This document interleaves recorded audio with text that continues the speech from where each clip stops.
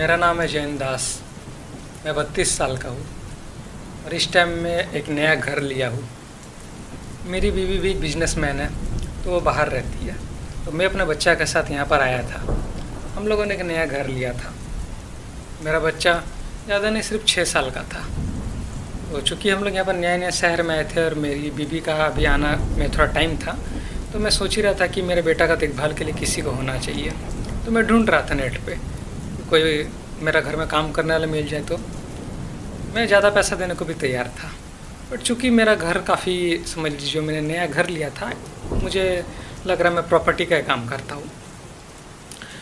वैसे यहाँ पर मैं आया हूँ और मेरा, समझ लीजिए, सर में काफ़ी दर्द है। मुझे ठीक से याद नहीं आ रहा, मेरे को मेरी बीवी से बात करना है। बट पता नहीं ऐसा क्यों है कि मेरा मोबाइल या तो मेरे बच्चा ने लगता है फॉर्मेट कर दिया या उसका नंबर नहीं मिल रहा है। यार मुझे लग रहा है मेरी बीवी आज नहीं तो कल मुझे फ़ोन करेगी ही करेगी।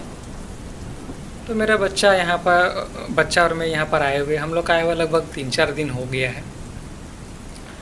3-4 दिन जैसे हुआ हम लोग का आया हुआ, उसके बाद मैं देख रहा हूँ कि मेरा बच्चा मेरे को आके बोल रहा है कि पापा मेरा एक दोस्त बना है। मैंने बोला बहुत अच्छी बात है। मैंने बोला नाम क्या है? उसने कि नाम बताया।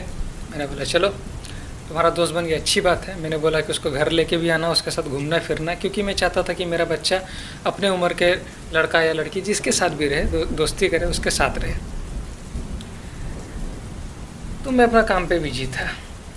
मैं प्रॉपर्टी का, जैसे कि कहा कि मैं काम करता था, तो मैं जब भी जाता था, बंटी जो कि मेरा पार्टनर था, उससे मैं बात करता था कि कहाँ पर क्या करना है। ये जो मैंने घर लिया था मुझे ये भी बेचना था।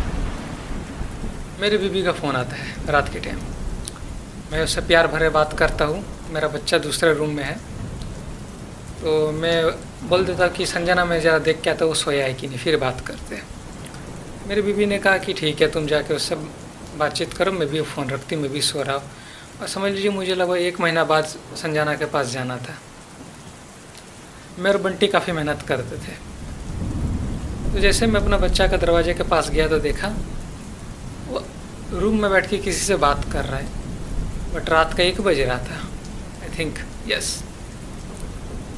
मैंने पहले कान लगा के सुना, देखा कि हाँ वो वाकई में किसी से बात कर रहा है, काफ़ी धीमा आवाज़ में। मैंने उसका दरवाज़ा ठकठकाया, क्योंकि रात के 1 बजे में मुझे नहीं लगता कि उसका कोई दोस्त होगा, क्योंकि उसका भी दोस्त उसकी उम्र का होगा। वो भी अपना बच्चा का रात के 1 बजे बाहर क्यों भेजेगा? इसका जो भी दोस्त है, उसका पेरेंट्स तो इतना रात के बाहर नहीं भेजेंगे। मैंने ठकठकाया कि दरवाज़ा खोलो, और दरवाज़ा लॉक करने का नियम नहीं है, तुम अभी बच्चे हो, खोलो। उसने दरवाज़ा खोला, बोला कि हाँ पापा। मैंने बोला किससे बात कर रहे थे? तो बोला कि अपना दोस्त से। बोला कहाँ है वो? बोला कि आपका आवाज़ सुन के खिड़की से कूद के भाग गया, और मैं देख रहा खिड़की खुला हुआ है और उससे हवा अंदर घुस रहा है, तो बाहर पूरा अंधेरा है। मैंने बोला तुम्हारा दोस्त पागल वागल है कि इतना रात गई, रात के 1 बजे आया है, ऊपर से खिड़की से कूद के भाग गया है? उसका माँ बाप को मैं क्या जवाब दूंगा अगर कुछ हो जाएगा तो? बोला कि फ़िक्र मत कीजिए पापा, वो यहीं पर सामने रहता है। मैंने अपना बच्चा को बोला कि दोबारा ऐसा हरकत नहीं होना चाहिए, वरना अच्छा नहीं होगा। मेरे पापा ने बोला कि सॉरी, मतलब मेरे बेटा ने बोला कि पापा आप ही ने तो बोला था कि उसको घर ला सकते। मैंने बोला कि हाँ ला सकते, मगर रात के 1 बजे नहीं, ये सोने का टाइम होता है। अब मैं जब भी बाहर जाता था, मैं घर आता था, देखता था मेरा बच्चा कभी गार्डन में बैठा हुआ है, कभी रूम में है, कभी ज़्यादा आसपास पार्क में अकेला बैठा हुआ है। मैं अपना बच्चा को अकेले ही हमेशा देखता था।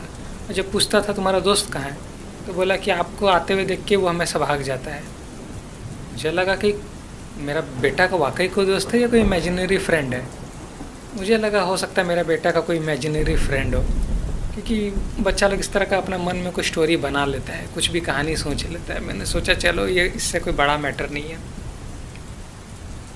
फिर मैं अपने बीवी से लगभग डेली रात को बात करता था, दिन को बच्चा का ध्यान रखता था। 1 महीना हो गया था, मेरा बच्चा का एडमिशन भी हो गया था। और समझ लीजिए एडमिशन किया हुआ ज़्यादा नहीं, 2 दिन के अंदर मेरे को प्रिंसिपल का फ़ोन आता है। मैं जाता हूँ स्कूल, देखता हूँ कि मेरा बेटा किसी से मारा पीटी करके रखा हुआ है। मेरे बेटा ने किसी को बहुत बुरी तरीके से मारा था, उसका भी माँ बाप आए हुए चिल्ला रहे हैं। अब मैं क्या जवाब दूँ? मैंने अपना बेटा को बोला कि तुमने ऐसा क्यों किया? तो उसने कहा कि मेरे को मेरा फ्रेंड ने कहा। मेरा बोला कौन फ्रेंड? उसने वही फ्रेंड का नाम लिया जो कि उसका इमेजिनरी फ्रेंड था। मैंने बोला कि देखो बेटा, तुम्हारा कोई ऐसा कोई दोस्त नहीं है, शायद तुम्हारा कोई इमेजिनरी फ्रेंड है, और तुम इस तरह का हरकत मत करो वरना तुम स्कूल से निकाल दिए जाओगे। मैंने बोला कि जाओ अपने दोस्त को जाके सॉरी बोलो। बट उसका मम्मी का खास करके बहुत गुस्सा में था, जिसका मेरे बच्चा ने पिटाई किया था। मैंने उसके पापा को बोला अच्छा गलती हो गया, बट प्रिंसिपल ने कहा कि दोबारा ऐसा अगर होगा तो आपका बच्चा को स्कूल से निकाल दिया जाएगा। मैंने बोला ठीक है, मैं अपना बच्चा को घर लेके जाता हूँ। मैं कार में अपने बच्चा को बहुत डांट रहा था कि दोबारा ऐसा हरकत नहीं होना चाहिए। ऐसे सिलसिला चलते रहा। मेरा बच्चा अब दिन ब दिन वायलेंट होते जा रहा था। वो घर का चीज़ तोड़ दिया करता था, रात को देर देर तक जगता था। जब टोकने जाता था तो मुझे पलट के जवाब देता था, और मैं उसके ऊपर हाथ उठाना नहीं चाहता था क्योंकि उसकी मम्मी यहाँ नहीं थी। और कुछ भी कहो, बाप बाप होता है, माँ माँ होता है। अगर मैं उसको मैं मारने का कोशिश करता या धमकाने का कोशिश करता तो हो सकता है वो मेरा बात और नहीं सुनता, हो सकता है कि मेरा बात को उसका नेगेटिव कोई इफ़ेक्ट होता। तो मैं सोचा कि इसकी मम्मी एक बार चलाएगी, वही समझाएगी इसको कि बच्चा लोग अपनी माँ से ज़्यादा प्यार करता है। मैंने संजना से बोला, संजना यहाँ का काम निपटाते मैं ही चलाऊँगा या फिर तुम चलाओ। संजना ने कहा कि मैं भी नहीं आ सकती, आप ही आ जाइए। मैंने बोला ठीक है, मैं जल्दी आने का कोशिश करूँगा। अचानक मैं अपने बीवी से बात ही कर रहा था, तभी मैंने रूम में धड़ाम करके आवाज़ सुना मेरे बेटा का। मैं फ़ोन को कट करके तुरंत अपने बेटा का रूम में गया। तभी मैंने देखा कि मेरा बेटा अपना ब्लेड से हाथ को काट रहा था और चीख रहा था। मैंने गया और उसका गाल पे एक झापड़ लगाया और ब्लेड को छीना।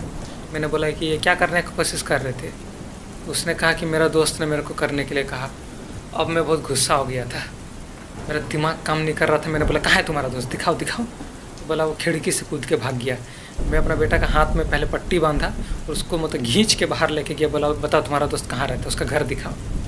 तो मेरा बेटा ने इशारा किया घर के पीछे वाला जंगल के पास, बोला कि वो वहाँ रहता है। अब मुझे थोड़ा थोड़ा डाउट होने लगा। मैंने बोला काम करो बेटा, चलो आज मेरे साथ सोना। मेरा बेटा अपना हाथ काटने का कोशिश कर रहा था, यानी कि सुसाइड करने का कोशिश कर रहा था। 6 साल का बच्चा सुसाइड करने की कोशिश करे, ये नॉर्मल नहीं है, ये नॉर्मल बिल्कुल नहीं है। तो मैंने अपना बेटा को अगला दिन स्कूल में भेजा।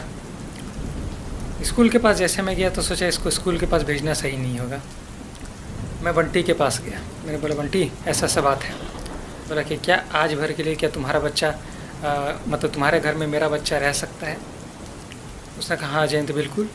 बोला कि चलो। उसका घर ढूंढते मेरा बेटा का दोस्त का, इमेजिनरी फ्रेंड का, कि वाकई कोई दोस्त है या इसका सिर्फ मन का भरम है। मैं और बंटी उस जंगल के अंदर घुस गए जो कि मेरा घर के पीछे था। वहाँ हम लोगों ने कुआं देखा, ज़्यादा दूर नहीं, सामने ही एक बहुत छोटा सा कुआं। अंदर टॉर्च मार के देखा तो देख रहा काफ़ी गहरा है और उसके अंदर पानी भी है। मुझे डाउट हुआ। मैंने बोला मैं नीचे जा रहा हूँ। बोला कि क्यों? बस मेरे को नीचे जाना है, मेरे को लग रहा है यहाँ कुछ है, क्योंकि आसपास कोई घर नहीं था। मुझे लगा कि शायद वो कोई अगर बच्चा होगा, कोई लावारिस बच्चा होगा, बेघर वाला बच्चा होगा, तो हो सकता है वो यहाँ छुप के रहता होगा। कुछ भी हो सकता है, कोई क्रिमिनल वगैरह हो सकता है। मैंने बोला मैं अंदर जा रहा हूँ। मैंने एक रस्सी अपने कमर से बांधा और बंटी को पकड़ाया और मैं कुआं के अंदर टॉर्च लेके घुस गया। कुआं काफ़ी छोटा था। मैं अंदर हाथ मारा तभी मेरे पैर में कुछ अटका।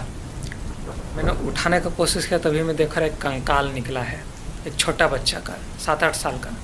उसका हाथ और पैर तार होता है ना कपड़ा सुखाने वाला, उससे बंधा हुआ है। मैंने बंटी को बोला बंटी यहाँ पर एक लाश है, हड्डी है यहाँ पर। बोला बंटी बोल रहा है क्या? बोला कि हाँ मेरे को ऊपर खींचो। मैंने उस हड्डी को समझ लीजिए जो स्केलेटन था उसको अपना कंधा पे रखा। बंटी ने मेरे को खींचा और ऊपर जाके मैंने बंटी को दिखाया। बंटी और मैं पूरा हैरान हो गए। अब मैं समझ गया ये कोई इमेजिनरी फ्रेंड नहीं था, ये कोई भूत वगैरह, कोई शैतान वगैरह था। और उसका हाथ और पैर जिस तरह से बांध के कुआं में फेंका गया था, इसका मतलब कि उस बच्चा को किसी ने मर्डर करके वहाँ पर फेंका है, यानी कि उसको जिंदा ही फेंक दिया था और वो कुआं के अंदर तड़प तड़प के मर गया पानी के अंदर। मैं सोच नहीं पा रहा था कि कोई ऐसा इतना छोटा बच्चा के साथ कैसे कर सकता है, कौन इतना जानवर है। मेरा दिमाग काम नहीं कर रहा है। फिर मैंने बंटी ने मिलकर पुलिस को फ़ोन किया। पुलिस आया और लाश को आइडेंटिफाई करने की कोशिश किया। बोला सर कुछ पता नहीं चल रहा, हम लोग लेके जाते, जैसे कुछ पता चलेगा आपको बताएंगे। मैं और बंटी के घर गए। मेरा बंटी को बोला बंटी इस बारे में कोई बात नहीं करेंगे। मैं अपना बच्चा को पकड़ा और फ्लैट से वापस आ गया अपना बीबी के पास और मैं सो गया। अगले दिन मेरा आँख खुला तो मैं देख रहा हूँ कि एक सफ़ेद कमरा में मेरा आँख खुला है। मेरा बच्चा मेरे बगल में नहीं है, ये सिंगल बेड है, मेरी बीवी भी मेरे बगल में नहीं है। मेरे को समझ में नहीं आ रहा है क्या हो रहा है। और मेरा हाथ में समझ लीजिए किसी तरह का हथकड़ी बंधा हुआ है। मैं बेड से उठ तो सकता था बट बेड के बाहर नहीं जा सकता था बेड से। और सामने एक रेड कलर का बटन था, उस बटन में इमरजेंसी लिखा था और मेरा हाथ में हथकड़ी था। मेरे को समझ में नहीं आ रहा क्या हो रहा है। मैं पहले चिल्लाया, कोई है, कोई है, कोई नहीं आया। तब मैंने गुस्सा से वो रेड बटन को दबा दिया जिसमें इमरजेंसी लिखा था। तो 5 मिनट बाद एक लड़की अंदर आती है। वो कोई और लड़की थी, मैंने उस लड़की को पहले कभी नहीं देखा था। और उसके पीछे पीछे एक और लड़का। मैंने बोला कि कौन हो तुम लोग, मेरा हाथ क्यों बांध के रखे हो। उस लड़की ने बोला कि जान मैं हूँ, आप दवाई नहीं लिए थे क्या कल रात को, मेरे को आने में लेट हो गया था। मैंने बोला दवाई, बोला कि हाँ। मैंने बोला कि किस बारे में बात कर रहे हो, तुम कौन हो। बोला कि मैं आपकी वाइफ हूँ। और मैंने बोला कि ये बगल में तुम्हारा भटूरा कौन है। तो बोल रहा है कि ये डॉक्टर है, यही तो आपका इलाज कर रहा है। मैंने बोला कि बकवास क्या कर रहे हैं, मेरा बेटा कहाँ है। तो मेरी बीवी ने कहा लगता है आपने कल दवाई नहीं ली है, प्लीज़ दवाई खा लीजिए। वो लड़की जो कि अपने आप को मेरी बीवी बता रही थी वो आई और एक पीला कलर का दवाई दिए, बोला खा लीजिए इसको। अब मैं गुस्सा हो गया, मैंने उस लड़की को धक्का दिया। मैंने बोला कि मेरे को जाने दो, मेरे को जाने दो। बट मेरे हाथ में हथकड़ी था, मैं कहीं नहीं जा सकता था। डॉक्टर बोला शांत हो जाइए सर, शांत हो जाइए। मैं गुस्सा से चिल्लाने लगा। 3-4 और नर्स आ गया। डॉक्टर ने कहा कि सर आप प्लीज़ शांत हो जाइए, बट नहीं तो हमें आपको इंजेक्शन लगाना पड़ेगा। मेरी बीवी बोली नहीं नहीं, इसको इंजेक्शन मत लगाइए। मैंने बोला कि मेरा हाथ खोल दो। डॉक्टर ने बोला कि सर आप पहले शांत हो जाइए, हम लोग आपको समझाने का कोशिश करते। मैंने बोला मेरा बेटा कहाँ है। वो लड़की ने बोला कि सर प्लीज़ जान आप शांत हो जाइए, पहले बैठ जाइए। मैं गुस्सा में था बट मैं बैठ गया अपने बेड में। नर्स लोग मेरे पास आ गई। नर्स लोग मेरे को सिलाइन दी और मेरे वाइफ ने बोली कि आप प्लीज़ दवाई खा लीजिए, आपका तबीयत नहीं तो ख़राब हो जाएगा। मैंने बोला कि नहीं तुम मेरी बीवी नहीं हो, मेरे को तुम पे भरोसा नहीं है। तभी डॉक्टर ने कहा कि इसको फ़ोटो दिखाओ। तो मेरी बीवी मोबाइल में अपना फ़ोटो दिखाई, जो कि अपने आप को मेरी बीवी बता रही थी। उसने दिखाया कि इस लड़की के साथ मैंने फ़ोटो खिंचाया हुआ है और इसने शादी का कपड़ा पहना हुआ है और मैं भी बगल में हूँ। मेरे को समझ में नहीं आ रहा था ये क्या हो रहा है, ये कोई फ़ोटो को फ़ोटोशॉप से तो नहीं बनाया गया। मेरे को अभी भी यकीन नहीं आ रहा था। मैंने बोला नहीं फ़ोटो फेक है। फिर उस लड़की ने एक वीडियो दिखाया, तो वीडियो तो नकली नहीं हो सकता, तो देख रहा हूँ कि मेरा शादी हो रहा है। मैंने बोला कि मेरा बेटा कहाँ है। तो बोला कि पहले आप दवाई खा लीजिए। मैंने बोला मेरा पहले बेटा को लेके आओ। बोला कि देखिए आपका बेटा मर चुका है 2 साल पहले और अब आपका तबीयत बहुत ख़राब हो गया है। आपको आपका बेटा दिखाई दे रहा है बट वो है नहीं, वो मर चुका है। मैंने बोला कि ये नहीं हो सकता, उसको तो मैंने कल ही देखा था, कल ही तो हम लोग वापस आए थे। मेरे को समझ में नहीं आ रहा क्या हो रहा है मेरे साथ। फिर डॉक्टर ने बोला कि सर आप ये दवाई खा लीजिए। मेरा सर चक्कर आ रहा था तो मैंने डॉक्टर का और वो लड़की का बात मान के दवाई खा लिया, जो कि अपने आप को मेरी बीवी बता रही थी। अब मेरे को थोड़ा सा शांति फील होने लगा। मैंने बोला कि क्या हुआ था। तो बोला था कि आपका बेटा मर चुका है, हमारा बेटा मर चुका है। जयंत आप भूल गए हैं, 2 साल पहले का बात है। आपका पूरा तबीयत ख़राब हो चुका है जयंत, उसके बारे में सोच सोच के। अभी भी वक्त हम लोग दूसरा बच्चा ले सकते हैं। डॉक्टर ने बोला कि हाँ सर आप दूसरा बच्चा ले लीजिए, जब तक आप नहीं लेंगे तब तक आपका तबीयत ऐसे ख़राब रहेगा। मेरे को समझ में नहीं आ रहा ये सब क्या हो रहा है मेरे साथ। क्या जो मैंने देखा ये क्या सपना था या क्या किसी तरह का हेलुसिनेशन था, ये बात समझ में नहीं आया। और धीरे धीरे अब मेरे को नींद आ रहा है, शायद दवाई का असर होगा। इसका मतलब मेरा बच्चा 2 साल पहले मर चुका है। मैंने अपनी बीवी से पूछा वो कैसे मरा था। तो बोला कि किसी ने उसको पकड़ के उसका हाथ पैर को बांध के कुआं में फेंक दिया था। शायद आपका किसी से दुश्मनी होगा जयंत। मेरा दिमाग बिल्कुल काम नहीं कर रहा है और दवाई का असर होने लगा तो मैं सो गया और मेरा रात को नींद खुला। मुझे काफ़ी भूख लगा, मैंने खाना मंगाया, नर्स ने मेरे को खाना दिया। मेरी बीवी बगल में लेटी थी, मैंने उसको जगाया नहीं। अभी भी वो सोई हुई है और मैं ये ऑडियो लॉग को रिकॉर्ड कर रहा हूँ। भगवान ने इतना बड़ा दुख किसी को ना दे जो मेरे को दिया है। मुझे समझ में ही नहीं आ रहा है किसी का मेरे से क्या दुश्मनी हो सकता है जो मेरा बच्चा का हाथ पैर बांध के कुआं में फेंक दिया 2 साल पहले, जिसके कारण मैं पागल हो गया हूँ। मेरे को डॉक्टर ने बोला था कि आपका बच्चा दिखाई देता है, ये पिछला 1 साल से हो रहा है और अब आपका तबीयत बहुत ख़राब हो गया, इसलिए आपको इस अस्पताल में रखा गया है। क्या मैं पागल हूँ?